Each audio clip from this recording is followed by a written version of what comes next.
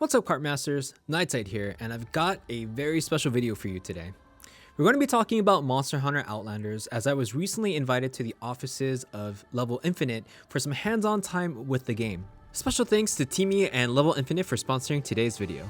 And without further ado, let's get to it.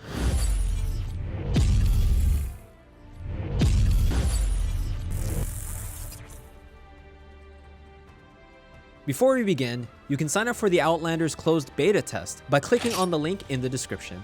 Sign up today and hopefully you get in. As some of you may know, Monster Hunter Outlanders is a game being developed by Teamy Studios and is being published by Level Infinite. It's what I could easily consider the definitive mobile Monster Hunter experience, as the core gameplay elements are preserved in addition to open world exploration and survival mechanics, but more on that later. Timestamps will be included in case you'd like to skip around the video. First off, let's talk about the preview event. My friends Ouroboros, Jal Bagel, Vampy Bitme, and I were invited to the offices at Level Infinite, where we were greeted by both staff and the media group that would be filming and photographing our time. After a PowerPoint presentation teaching us more about the game, we immediately jumped into Outlanders, where we played on what were most likely newer models of iPhones. Right out of the gate, I was already pretty surprised by the level of detail in the models of the adventurers, in addition to how well the game ran overall. Whatever the frame rate was, it was predominantly a smooth gameplay experience with little to no interruption. From the limited time we had, it gave us a pretty good idea of how both solo and multiplayer hunts could be initiated, in addition to the general exploration of the game. During our session, we also got interviewed by Outlanders brand manager, Kyle, in regards to our thoughts and feelings about Outlanders. Alright, now for the meat of today's video, the gameplay. Something we've all been looking forward to for the last 10 months. Keep in mind that we weren't allowed to take any gameplay recordings from our session, so what you'll see is primarily footage from the trailer or videos that the company provided us. Also, as this is not a final build, things are always subject to change. As you've probably already seen from gameplay footage from the Tokyo Game Show presentation, in addition to other gamers that might have already uploaded something, Outlanders does a really good job of preserving the core Monster Hunter gameplay experience. With the exception of the exploration, survival, and facility building mechanics, the hunting action feels both very familiar and new at the same time. All of your buttons are mapped out to the right side of the screen, with movement obviously to the left. Here, you'll find the usual evade, sheath, and basic attack buttons. You'll also have several other buttons such as skill 1 through 3, the ultimate button, as well as the buddy ultimate button. Certain buttons may glow or change depending on the combo sequence and situation, similar to how other games have action prompts as to what attack you can do next. Ultimates are exactly what they sound like, by the way. Think of them as a one-time use burst of damage, similar to Hunter Arts. Each weapon gets one, while unique adventurers seem to have their own special ultimates. One other crazy thing is that you get adept dodging, or what's basically a perfect evade, when you time your roll against a monster's attack, completely negating the damage. This might be a mixed bag for some of the veterans out there, but given that the game is played on mobile with touch controls, I personally find it acceptable to a certain degree. The camera is also a auto aim type or focus type camera instead of the target camera. This means that the camera will stay locked on to the monster and will rotate the camera accordingly relative to the position of the monster. I don't remember if you could toggle between this and target camera, but for mobile gameplay, I actually think that focus camera is actually the perfect way to go, especially since it can be challenging to rotate the camera while attacking with mobile touch controls. Speaking of target, you can also actively lock on to specific body parts using the radial menu that opens up. Items can also be opened by pressing the button by your health bar with a kind of hotkey above that, which will change depending on what's available or what the player might need, like an antidote, a potion, or even a flashfly. And now we get to talk about the weapons. Everyone knows that I'm a longsword main, so there was absolutely no question that it would be the first weapon I picked up. The minute I used it, I immediately already felt right at home. You do basic attacks with your longsword to build your spirit gauge, you expend that spirit to use Spirit Blade combo, which automatically chains into Round Slash to raise spirit levels all the way up to red, and then you expend spirit levels by using Helmbreaker. There's also a new follow-up to the Helmbreaker similar to how Spirit releases, but my memory is just a little bit foggy because it's been a while and I don't remember what the animation looked. But I can say it looks super cool. Fade slashing is also still in the game, which I believe is a basic attack plus a directional input. Spirit Blade, Spirit Thrust, and Foresight Slash are all mapped to skill buttons. But the crazy thing was being able to Foresight Slash from neutral. You normally need to throw out an attack before you can do this, so activation from neutral is crazy. The full Spirit Blade combo is also shorter, as Spirit Blade 3's animation is cut a little shorter and goes straight into Spirit Round Slash. I'm also pretty sure Special Sheath and EI Spirit Slash are still in the game, but I couldn't quite figure out how to get into it. Now, when I swapped to Midori, the unique longsword adventurer, things changed up quite a bit. This is a reminder that our time was quite limited, but I'll try to recall what I noticed.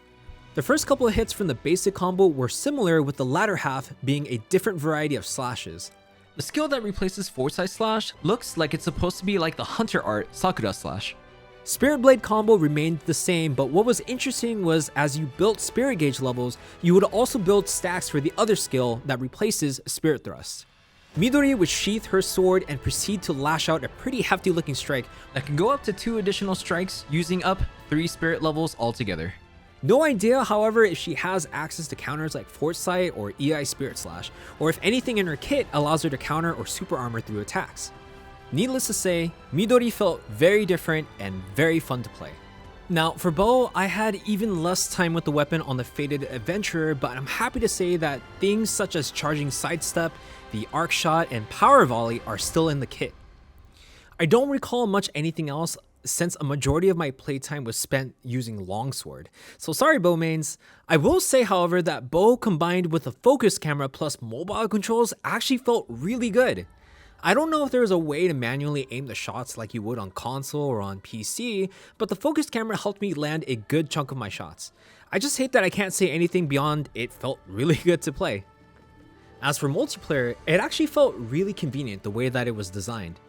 Someone can start a quest, at which point they can choose to start finding a party while they're playing the game, meaning you can continue to hunt, explore, and gather resources while you're waiting for your friends to join.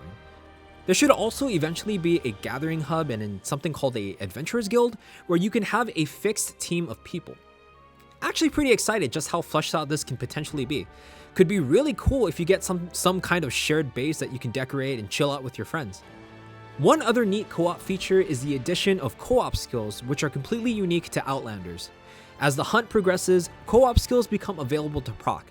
This is where all squad mates will want to attack the same body part within a brief window. When successfully triggered, various buffs or nerfs towards the monster can proc, which promotes more coordinated team play.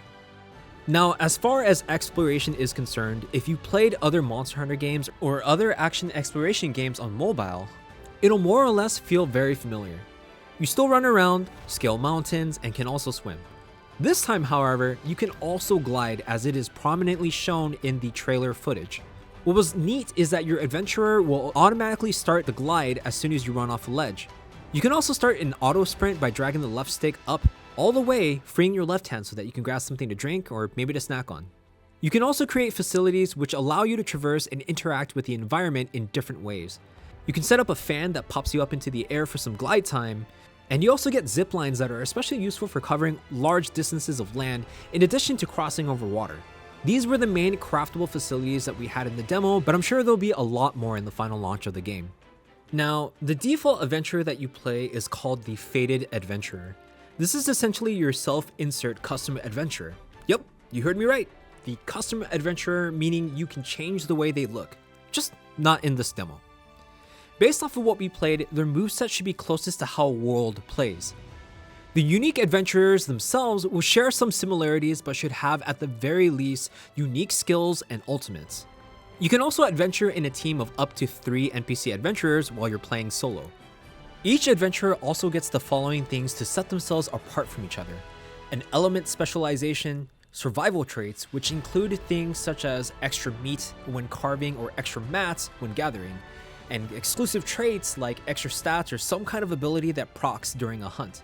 I think every adventurer except for the Fated Adventurer had a element specialization, but as there was an equipment screen where gear could be swapped out of, this could potentially change. Speaking of equipment, certain Monster Hunter core elements make a return, namely sharpness, which determines your damage modifier, armor slots, and skills. Obviously, being a early build, there wasn't anything we could mess around with, but the mere existence of swappable gear, slots, and skills further solidifies the core Monster Hunter experience in this game. Now, I didn't see a sharpness gauge anywhere, so I can't comment on just how much sharpness will be utilized. Another unique feature in this game with the characters is the inclusion of classes, of which there are 3. Assault, which specializes in damage, Disruptor, which is focused around crowd control, and Support, which enhances healing or rescuing squad mates in battle. The Fated Adventurer is able to swap between all 3 classes, while the Unique Adventurers seem to be locked into their respective classes. I can't help but be curious as to whether or not changing the classes for your custom adventurer might potentially affect your basic combos, skills, and ultimate animations. As we've seen in both trailers up until this point, buddies are small partner characters that come onto hunts with you. Aside from the Palico, we also have Rutako, which is this cute little monkey, and Trillin, which is this owl and hawk hybrid looking bird. Each has their unique personality, class, and skill set, though I'm unsure as to what extent they might be customizable, if at all. One particularly interesting and peculiar addition is that there are upgradable skills or talents similar to other games you may have played on mobile. Things like leveling up your basics, skills, ultimates, and so on. It required a special item in order to level up, but this should supposedly permanently increase the stats of your kit. This is probably the biggest departure from the usual Monster Hunter experience, but we'll just have to wait until the full launch of the game to determine just how much of an impact it will have in the play experience. Also in the settings, certain things were toggleable. Things such as autoglide, aim assist, and auto use facilities can all be toggled to cater more to your desired play experience. You can also hide the Fated Adventurer's helmet as well. And for those who it may concern, the game currently features 3 voiceover options: English, Chinese, and Japanese. Overall, it goes without saying that I am extremely impressed with how the game runs and plays despite being on mobile. The Unique Adventurers definitely gave us that something new, while playing with the Fated Adventurer gave us that something familiar. I feel that most new and veteran Monster Hunter fans will be able to easily pick up and play the game right away. I feel we had a pretty good grasp of the controls within the first couple of minutes of figuring things out. I actually feel that the gameplay system and flow was really well thought out, and that the core Monster Hunter experience really shines through in Outlanders. Now, there are a couple of things that are potentially concerning that I feel most players might resonate with. I think one of the biggest concerns is definitely the monetization model. It's actually super amazing that the game is free to play, but without monetization, there's no way for this game to stay afloat. I'm hoping that the monetization model won't be too crazy or predatory. Controller support and expanding to other consoles is also a very huge thing, especially since not everyone has powerful phones. A lot of us Monster Hunter fans are also just used to having some sort of a controller, so support for this would be huge in influencing an existing fan to try out Outlanders. Same thing with expanding to other platforms. This could also play a huge part in getting other content creators to stream and create content from Outlanders. Not every content creator has a phone set up for streaming, so being able to play on PC or some other console from which they could capture gameplay footage would go a long way in helping us make content. And that's all I got for this video. For mobile gamers, you're in for a real treat. The game looks and plays phenomenally. I have really high hopes as to how the finished product will be, because if it's every bit as amazing or more amazing than what we played, Outlanders, hands down, has the makings to be the definitive mobile Monster Hunter experience. I just hope that a lot of the large ticket concerns that we have are squashed or alleviated. For naysayers of mobile games, please do not dismiss it so quick. I cannot stress enough how good Outlanders felt on the merits of the core Monster Hunter experience. Give it a try first, and then you can yap all you want about it.